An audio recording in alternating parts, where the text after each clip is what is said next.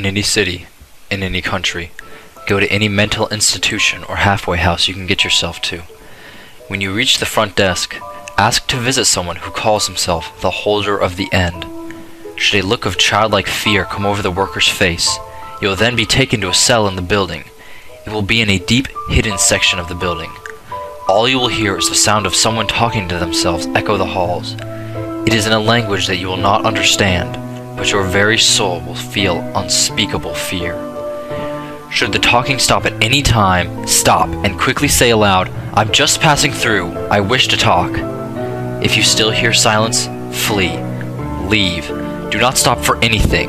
Do not go home. Don't stay at an inn. Just keep moving and sleep where your body drops.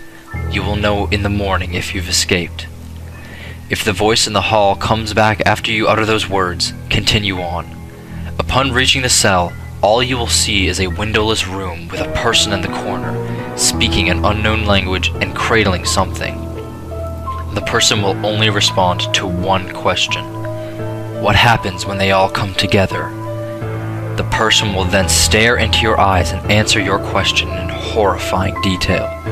Many go mad in that very cell, some disappear soon after the meeting, and a few end their lives.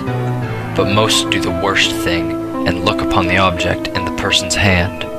You will want to as well. Be warned that if you do, your death will be one of cruelty and unrelenting horror. Your death will be in that room, by that person's hands. That object is one of 538. They must never come together.